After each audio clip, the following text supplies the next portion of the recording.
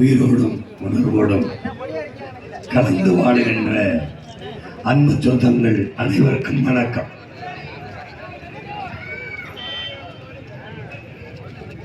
நாம் ஒரு மகத்தான கனவை சுமந்து கொண்டு நீண்ட தூரம் பயணித்து வருகிறோம். இது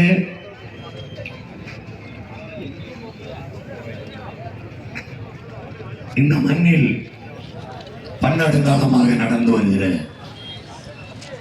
ஊழல் லஞ்சத்தில் ஊறி தலைத்த அரசியலை ஆட்சி முறையை அப்புறப்படுத்தி உண்மையும் நேர்மையுமான ஆட்சியை இந்த மண்ணில் நிறுவ நாம் வரலாற்றில் மிகவும் பெருமை பெற்ற வாழ்ந்த ஒரு இனம். இன்று உலகின் முதல் மொழி தமிழ், பல்வேறு மொழிகளின் தாய் நம் தமிழ். இந்திய துணைக்கண்ட முழுமைக்கும் பரவி வாழ்ந்த ஒரு இனத்தின் மக்கள் நாம். தெற்காசிய முழுமைக்குமே நிறைந்து வாழ்ந்த இனத்தின் மக்கள் நாம். ஆனால் இன்று எல்லா நிலங்களையும் இழந்து காலடியில் குறுகி நிற்கிறோம். இப்போது நம் தாய் நிலத்திலே நம் தாய்மொழியில் இழந்து நாம் தமிழர்கள் என்கிற அடையாளத்தை இழந்து நிற்கிறோம். நாம் சத்தியம் பேச வேண்டும் என்றால், உண்மை பேச வேண்டும் என்றால் நாம் தமிழர்கள் இல்லை, நாடு தமிழ்நாடு இல்லை.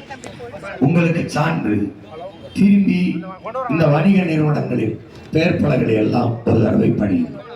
எல்லாமே எழுத்து தமிழாக இருக்கும், உச்சரிப்பு ஆங்கிலமாக இருக்கும், எல்லாமே. அப்போ இது புது மொழி, ஒரு புது மொழியை உருவாக்கி ஒரு புதிய இனம் பிறந்து விட்டது, தமிழினம் என்கிற ஒரு இனம். இந்த இனம் உலகில் மூத்த ஒரு பேரினம் கண்முன்னே சிதைந்து அழிந்து விட்டது. இதை ஒத்துக்கொண்டு நாம் மறுபடி தமிழ் மீட்சியே தமிழர் எழுச்சி என்று நம்முடைய தாத்தா தேவனைய பாவாணர் சொல்லுகிறார்.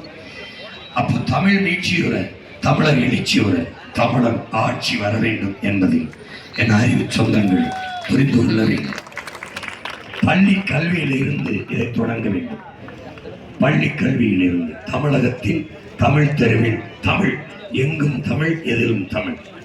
மணக்கவரும் தென்னலிலே குளிராயில்லை, தோப்பில் நிழலாயில்லை, தனிப்பரிதாம் துன்பம் இது தமிழகத்தின் தமிழ் தெருவில் தமிழ்தான் இல்லை என்று வருந்தி பாடுகிறான் நம்முடைய புரட்சி பாவலன் தாத்தா பாவேந்தன் பாரதிதாசன். அந்த நிலையை மாற்ற வேண்டும். இது உண்மையிலேயே தூய தமிழர் நாடாக மாற வேண்டும். இது தமிழ்நாடு என்று பெயர் இருக்கிறது, தமிழுக்கும் தமிழனுக்கும் சுடுகாடாக மாறி இருக்கிறது. இதை மாற்ற வேண்டும். நம்மை ஏமாற்ற ஒரு மயக்க நிலையில் வைத்திருக்கிறார்கள் இந்த ஆட்சியாளர்கள். எந்த மயக்கம்? சாராயம் குடித்தால் மயக்கம், சாதி மதம் சொன்னாலே மயக்கம், திரை மயக்கம். இந்த திரை மயக்கம், சாராய மயக்கம் தீர்ந்துவிடும். சாதி மயக்கம், மத மயக்கம் தீரவே தீராது. இந்த 4 மயக்கத்தில் வைத்து நம் இன சொந்தங்களை இவர்கள் எப்படி ஆட்சி செய்வார்கள்? சலுகை, போனஸ், மானியம், இலவசம். இது நாளை தவிர இந்த 60 ஆண்டுகளாக இந்த கட்சி ஆட்சிகள் செய்த ஒரு நலத்திட்டத்தை யாராவது சுட்டி காட்ட முடியுமா? என் அன்பு சொந்தங்களே, முடியாது. இப்போது கூட ஐயா எடப்பாடி 4.5 ஆண்டுகள் ஆண்டிருக்கிறார், ஐயா ஸ்டாலின் 5 ஆண்டுகள் ஆண்டிருக்கார். ஆனால் யாராவது வந்து தன் ஆட்சியின் சாதனையை சொல்லி நேர்மையாக வாக்கு கேட்க முடிகிறதா என்று பாருங்கள். 8000 டோக்கனை ஒருவர் வைத்துக் கொண்டு அலைகிறார், ஒருவர் 10,000 டோக்கனை வைத்துக் கொண்டு அலைகிறார். வெறும் டோக்கன் பாய்ஸை நீங்கள் முதலமைச்சராக தேர்வு செய்து வைத்துக் கொண்டிருக்கிறீர்கள். ஒரு நாட்டை ஆளுகிற தலைவனுக்கு ஒரு கனவு இருக்கிறது, ஒரு கனவு, உயர்ந்த நோக்கம். அந்த நோக்கம் கண்ட தலைவர்கள் தான் சிறந்த நாட்டை படைப்பார்கள். அப்படி படைத்த தலைவன் நம்முடைய தலைவன் மேதகவி பிரபாகரன் அவர்கள். அங்கே ஒரு கெடுவாய்ப்பாக அந்த நாடு உலக அரங்கில் அங்கீகரிக்கப்படவில்லை. இங்கே நம் நிலத்திலே நம்முடைய தாத்தா காமராஜர் அவர்கள் மிகச்சிறந்த ஆட்சியை கொடுத்து 9 ஆண்டுகளில் சிறந்த இடத்திற்கு நம் நாட்டை வளர்த்தெடுத்தார். கல்வியிலே, தொழில்துறையிலே ஊழல் லஞ்சம் இல்லாத நிர்வாகத்தை கொடுத்து வளர்த்து சென்றார். அதே மாதிரி சிங்கப்பூரிலே ஒரு சின்ன நாடு வெறும் கடல் வளத்தை வைத்துக் கொண்டு ஒரு கனவு நாயகன் வந்தார். ஒரு புரட்சிகர சிந்தனையோடு வந்தார் லீ குவான் யூ. அந்த நாட்டை செதுக்கி படைத்து உலகத்தின் தலை சிறந்த நாடாக மாற்றி நிறுத்தியிருக்கிறார். கியூபா விடுதலைக்கு போராடிய ஃபிடல் காஸ்ட்ரோ வந்தான். அந்த நாடு வெறும் கரும்பு மட்டும்தான். உலகத்தின் சர்க்கரை கிண்ணம் என்று தேடினால் கியூபா என்று வரும். அந்த நாடு வெறும் கரும்பை மட்டும் வைத்துக்கொண்டு கல்வி, மருத்துவம், போக்குவரத்து, மின் உற்பத்தி, விநியோகம், குடிநீர் விநியோகம், வேலையில்லை என்கிற நிலை இல்லை. இப்படி எல்லாவற்றையும் சரி செய்து தன் மக்களுக்கு சிறந்த ஆட்சியை கொடுக்கிறது. சேகுவேரா சொல்லுகிறான், நான் எனக்கென்றோ என் மக்களுக்கென்றோ எதையும் சேமித்து வைக்கவில்லை. காரணம், என் மக்களுக்கானதை என் மக்களின் அரசு தந்துவிடும் என்கிறார். அப்போ மக்களுக்கானதை மக்களின் அரசு தரக்கூடிய அரசை நீங்கள் நிறுவவில்லை. இவர்கள் 60 ஆண்டுகளாக ஆட்சி செய்து இன்னும் நம்மை ஏமாற்றுவதிலே குறியாக இருக்கிறார்கள். எப்படி? இவ்வளவு கற்றறிந்த பெருமக்கள், கல்வியில் சிறந்த பிள்ளைகள் வந்துவிட்டார்கள். உலகத்தை உள்ளங்கையில் பார்க்கிற வசதிக்கு வந்துவிட்டது. இந்த சூழலிலும் இன்னும் அம்மாவுக்கு 2000, 8000 டோக்கன், 10,000 டோக்கன், ஃப்ரிட்ஜ் இலவசம், 1 கிலோ எண்ணெய், 1 கிலோ பருப்பு, மோதிரம், பிறந்த குழந்தைக்கு மோதிரம், தாலிக்கு தங்கம். ஐயா எடப்பாடி வந்தால் 3 சிலிண்டர் இலவசம். டிவிக்கு தலைவர் வந்தால் அன்னபூர்ணி சூப்பர் 6 சிலிண்டர் இலவசம். இந்த இலவசத்தை எங்கிருந்து கொடுப்பார்? எங்கிருந்து எடுப்பார்கள்? ஒரு நல்ல ஆட்சியாளன் இலவசம் கொடுக்கிற ஆட்சியாளனா? இலவசம் பெற வேண்டிய ஏழ்மை வறுமை நிலை இல்லாத தன் நாட்டு மக்களின் வாழ்க்கை தரத்தை உயர்த்துபவன் ஆட்சியாளர். எது கனவு? எது நோக்கம்? எது நோக்கம்? ஒரு நாட்டை சிறந்த நாடாக படைக்க விரும்புகிற தலைவன் கல்வியில் இருந்துதான் தொடங்குவார். அறிவுச்செல்வம் தான் ஆக சிறந்த செல்வம். ஒரு நாட்டின் எதிர்காலமே அந்த நாட்டின் வகுப்பறையில் தான் தீர்மானிக்கப்படுகிறது. அப்போ கற்றவருக்கு சென்றவர்களாம் சிறப்பு. ஒரு அறிவு சமூகத்தை உருவாக்க வேண்டும். ஒழுக்கமும் நன்னறியும் மிகுந்த ஒரு மேம்பட்ட சமூகத்தை படைக்க விரும்புகிற ஒரு தலைவன் கல்வியில் இருந்து தொடங்குவார். ஆனால் கல்வி இங்கே எப்படி இருக்கிறது? படிக்கிற பள்ளிக்கூடம் இடிந்து விடுகிறது. அரசு பள்ளிகளை மூடிக்கொண்டு வருகிறார்கள். படிப்பகங்களை மூடிவிட்டு குடிப்பகங்களை திறந்து கொண்டிருக்கிறார்கள். இவர்கள் கடற்கரையில் படுத்திருக்கிற சமாதி எவ்வளவு தரமாக கட்டப்பட்டிருக்கிறது? 100 கோடி, 150 கோடிக்கு. ஆனால் பள்ளிக்கூடம் சமாதி போல, சுடுகாடு போல இருக்கிறது. இவர்கள் ஐயா ஸ்டாலின் அவர்கள் தன் தந்தையார் பேரில் கட்டியிருக்கிற நூலகம் ஒவ்வொன்றும் 150 கோடி, 100 கோடி. ஆனால் படிக்கிற பிள்ளைகள் இடிந்து விழுந்து தலையிலே செத்து போகிறது. அறிவு சமூகம் யோசிக்கும். இங்கே படிக்க முடியாத பிள்ளைகள் நூலகத்தில் போய் 100 கோடி கட்டி ஆடம்பரமாக தன் தந்தையார் பெயரை சூட்டுவதற்கு என்ன நோக்கம் இருக்க வேண்டும்? நீங்கள் நூலகம் கட்டுங்கள். 4 கோடிக்கு கட்டினாலே 400 பேர் இருந்து படிக்கிற நூலகத்தை கட்டலாம்.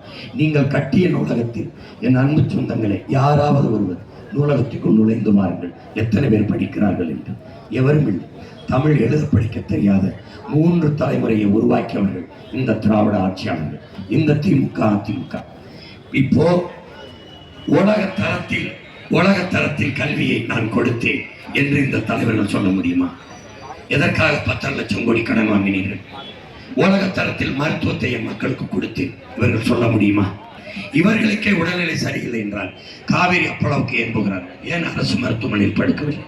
தரமில்லை என்று காட்டுகிறார்கள். மக்களுக்கு என்ன சொல்ல விரும்புகிறார்கள்? உங்களுக்கு உடல்நிலை சரியில்லை என்றால் அரசு மருத்துவமனைக்கு போகாதீர்கள், தனியார் மருத்துவமனைக்கு போங்கள், அங்குதான் தரமாக இருக்கும் என்கிறார். படிக்கிற குழந்தை மேற்கூரை இடிந்து விழுந்து சாகிறது பள்ளிக்கூடத்தில் என்றால் மக்களுக்கு என்ன உணர்த்த விரும்புகிறார்கள்? நீங்கள் அரசு பள்ளியில் உங்கள் பிள்ளைகளை சேர்க்காதீர்கள், செத்து போவார்கள், தனியார் பள்ளிக்கூடத்துக்கு அனுப்புங்கள் என்கிறார். அப்போ யாருக்காக இவர்கள் ஆட்சி செய்கிறார்கள்? யாருக்காக? குடிக்கிற நீரை தன் தன் மக்களுக்கு தவிச்சவாய்க்கு தண்ணி கொடுக்க முடியாத ஒரு அரசு. அது இருந்தால் என்ன, செத்தா என்ன? அறிவு சமூகம் யோசிக்க வேண்டாமா? இதை முதலாளி அப்போலோ, கின்லே, அக்கோஃபனா முதலாளிகிட்ட நான் வாங்கி பிடிக்கணும்னா நீ என்ன வேலை செய்யற? கல்வியை முதலாளிகிட்ட கொடுத்துட்டேன், மருத்துவத்தை முதலாளிகிட்ட கொடுத்துட்டேன், போக்குவரத்தை முதலாளிகிட்ட கொடுத்துட்டேன், குடிநீர் விநியோகத்தை முதலாளிகிட்ட கொடுத்துட்டேன், மின் உற்பத்தி விநியோகத்தை முதலாளிகிட்ட கொடுத்துட்டேன். டாஸ்மார்க்கை மட்டும் நீ வச்சிருக்கிறியே, இது நாடா இல்லை சுடுகாடா? சுடுகாடா? ஒரு நாட்டின் தலைவன் தன் நாட்டு குடிமக்களை குடிக்க வச்சு அதிலிருந்து வருகிற வருவாயை யாராவது வச்சு நாட்டை நிர்வாகம் செய்வானா? அன்பு தம்பி தங்கைகளே, நம்ம அப்பா 5 நம்ம பிள்ளைகளை நம்ம வீட்டில் பிறந்த 5 அண்ணன் தம்பியில குடிச்சு காசு கொடுங்க, அதில் தான் நான் குடும்பத்தை நடத்தணும்னு சொன்னா நீ மதிப்பியா என்று ஒரு வீட்டு தலைவனையே நீ மதிக்கிறேனா? நாட்டு தலைவன் மொத்த மக்களையும் குடிக்க வச்சு 50,000 கோடி வருவாயை பெற்று நாட்டை நிர்வாகம் செய்கிறார் என்றால் இது நாடா என்ன என்பதை நீ யோசிப்பார். நான் என் அப்பா கடன் ஒரு தகப்பன் தன் பிள்ளைகளுக்கு எதை வேண்டுமானாலும் வைக்கலாம், வைக்காமல் போகலாம். ஆனால் கடனை மட்டும் வைத்து விட்டு போகக்கூடாது. கடன்கார பையன் மகன் என்று சொல்ல அந்த நிலையை வைத்து விட்டு போகக்கூடாது. ஒரு வீட்டு தலைவன் நம்மை நான் என் அப்பாவிடம் கேட்டால், ஏன் அப்பா கடன் பெற்றீர்கள்? உன்னை படிக்க வைக்க காசு இல்லை மகனை, கடன் பெற்றேன். பிறகு எதுக்கப்பா கடன் பெற்றீர்கள்? தங்கைக்கு திருமணம் காசிலடா மகனை கட்டி கொடுக்க கடன் பெற்றேன். என் அப்பா சொல்கிற இந்த கடனில் ஒரு தர்மம் இருக்கிறது, நியாயம் இருக்கிறது. ஆனால் ஐயா எடப்பாடி, அம்மையார் ஜெயலலிதா, ஐயா கருணாநிதி, ஐயா ஸ்டாலின் இந்த 5 ஆண்டுகளில் மட்டும் என் உடன் பிறந்தார்களே 5 லட்சம் கோடி ஐயா ஸ்டாலின் கடன் பெற்றிருக்கிறார். பெற்று நமக்கு செய்த ஒரே ஒரு நன்மையை யாராவது சொல்லுங்கள். இல்லை இந்த மண்ணில் இருக்கிற வேட்பாளர்கிட்ட கேளுங்கள், இல்லை யாருக்காவது கேளுங்கள். என்ன செய்தார்கள்? 5 லட்சம் கோடியில் நிறைவேற்றப்பட்ட ஒரு நலத்திட்டம். கல்வியை உலகத்தரத்திற்கு பின்லாந்து, தென்கொரியா, சிங்கப்பூர் இதை தாண்டி என் நாட்டு பிள்ளைகளுக்கு கொடுத்து சொல்ல முடியுமா?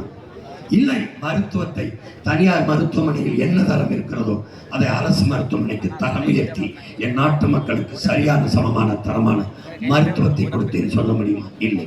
இல்லை. உலக உயிர்களின் உயிர் தேவையாக இருக்கிற நீர், அந்த நீரை சரியான சமமான தரமான தூய குடிநீரை என் மக்களுக்கு கொடுத்தேன். அப்படி ஏதாவது இருக்கா? இல்லை. பயிருக்கு நல்ல பாதை, தரமான போக்குவரத்து இல்லை. கணக்கில்லாத நீர்த்தேக்கங்களை வெட்டி எண்ணற்ற எனக்கு 4,500 டிஎம்சி மழை பெய்கிறது, தண்ணீர் கிடைக்கிறது. 2,000 தான் பயன்படுகிறது, மீதி 2,500 கடல்ல போய் கலக்கிறது. அதை தடுத்து இந்த காவிரிக்கும் முல்லை பெரியாருக்கும் கையேந்தாமல் 150 டிஎம்சிக்கு கையேந்தாமல் இங்கேயே எனக்கு வேண்டிய நீரை தேக்கினேன். நான் ராசிமன்னனில் அணையை கட்டினேன், பாண்டியார் பொன்னம்பலாலை அணையை கட்டினேன், வீரநாராயண ஏரியை தூர்வாரினேன். அதிலிருந்து என் மக்களுக்கு தண்ணீரின் தேவையில் தண்ணீரை விளைந்து விவசாயத்திற்கு பாதிப்பில்லாமல் வேண்டிய நீரை நானே பெருக்கினேன். அதுக்கு பல ஆயிரம் கோடியை முதலீடு செய்தேன். ஏதாவது சொல்ல முடியுமா? இல்லை. இல்லை. ஏதாவது படித்துவிட்டு தேர்வாணையத்தில் தேர்வெழுதி 70 லட்சம் பேர் வேலை இல்லாமல் இருக்கிறான், அவனுக்கெல்லாம் புதிய தொழிற்சாலைகள் உருவாக்கி வேலை கொடுத்தேன். அப்படி ஏதாவது சொல்ல முடியுமா? ஒன்றை சொல்லுங்கள் பார். எல்லாம் ஏமாற்று. 2000, 3000, 5000 வங்கியில், 3000 பொங்கலுக்கு. இதெல்லாம் ஒரு தன்மானத்துக்காக உயிரை விட்ட இனத்தின் மக்கள், உலகத்துக்கு சோறு போட்ட இனத்தின் மக்கள் 1/2 கிலோ அரிசிக்கும் 1/4 கிலோ வெள்ளத்துக்கும் கையேந்தி நிற்பது கேவலம். இந்த நிலையை மாற்றம் ஒரே வழிதான் இருக்கிறது. 10 லட்சம் கோடி 10 லட்சம் கோடி கடன். இப்போ ஐயா ஸ்டாலின் அறிவிச்சிருக்கிற இலவசம், ஐயா எடப்பாடி அறிவிச்சிருக்க இலவசம், டிவிகே தலைவர் அறிவிச்சிருக்க இலவசத்தை நிறைவேற்ற இன்னும் 5 லட்சம் கோடி கடன் வரும். அப்போ இப்ப வட்டி 1 லட்சம் கோடி கட்டி வரும். இன்னும் 5 லட்சம் கோடி வந்தால் 2 லட்சம் கோடி வட்டி. நாட்டின் பட்ஜெட் 3 லட்சம் கோடி. 2 லட்சம் கோடி வட்டி போய்விட்டால் 1 லட்சம் கோடி இருக்கும். இதில் வாத்தியாருக்கு சம்பளம், போலீஸுக்கு சம்பளம், நீதிபதிகளுக்கு சம்பளம், மாவட்ட ஆட்சியருக்கு சம்பளம், டாக்டருக்கு சம்பளம், நர்ஸுக்கு சம்பளம், அரசு ஊழியர்களுக்கு சம்பளம். எங்கிருந்து கொடுப்பேன்? எல்லாரும் வீதிக்கு வந்து போராடுகிறான். ஆசிரியர் வீதியில் வந்து அறிவை வளர்க்கும் ஆசிரியர் போராடுகிறான். அவன் கேட்கிற சம்பளத்தை கொடுக்க 100 கோடி இருந்தால் போதும். ஆனால் 100 கோடிக்கு படிப்பிக்கிற ஆசிரியரை கொடுத்து அவன் பிரச்சனையை தீர்க்காமல் அவனை வீதியில் நின்று போராட விட்டுவிட்டு 150 கோடிக்கு சமாதி கட்டினார். இந்த ஆட்சியை சமாதி கட்டாமல் நீங்கள் இருந்தால் எப்படி?